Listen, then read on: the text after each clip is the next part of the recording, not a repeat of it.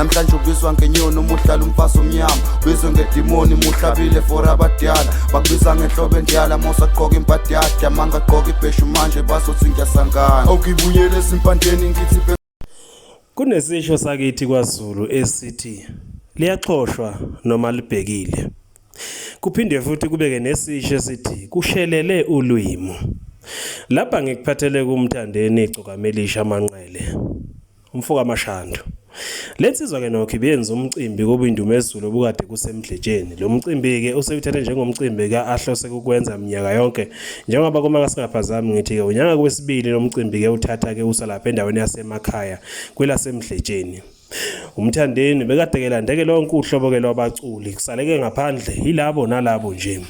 Kodwa okubaluleke kakhulu ukuthi ke kulabo baculi bekade ke bekhona bancane kakhulu abangaphumelelanga ukuthi ke bese kulo mcimbi. Inkumbi ke zabalandeli ke KZN ke yonke bathutheleke khona kwangaba ndaba zalutho futhi kwangabonakala ukuthi ke inyanga ke lapha ke kaJanuary kwagcwala kwathi qhu kwelasemdletsheni. Emva komcimbi kubeke nama-interview abeke maningi enziwe ngabaculi lapho ke khona bekufanele bezwakalise kuvoke lwabo kubalandeli ke babo futhi ke bebonge nangesupport. Lo kaMthandeni uzwakale kwesinye ke seyiteshi ke nje ke lapha ke zakwa YouTube ekhuluma ke nabalandeli ke bakhe bomculo ebabonga wayeseke faka igama lika Fokofo. Umfoka Manqele uzwakalise ke nje ke lapha ke bakithi ukungenami ke kwakhe ngama-80s nama-70s njengoba ke ethi awazange kamsize ngalutho.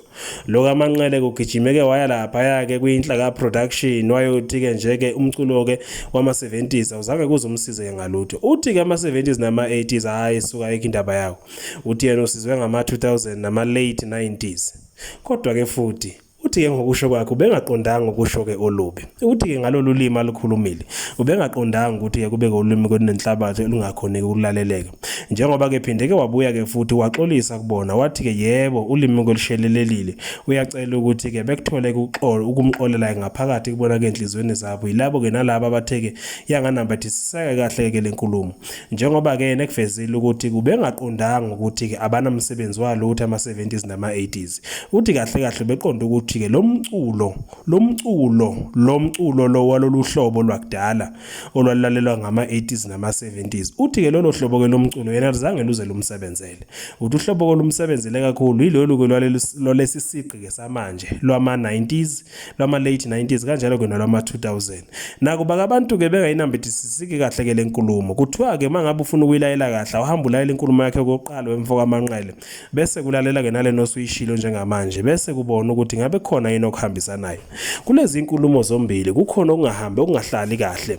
Bathi ke akukho okulinkayo kulezi izinkulumo ke zombili njengoba ke zama ukuzivikela. Lo kaManqele uthi ke yena uyaxolisa bakithi bengaqondanga olubi ubethi nje kuyancokola njengensizwa ehlala ke incokola phela njengeciko bemswakithi ke lo kaManqele bengaqondanga ukunethuka nakuba ke futhi ke nani ningayizwakalisanga kabi kodwa kayikho inhlamba lapha igama nje lenhlambi lelika Fokofo nakhona liyisilungu.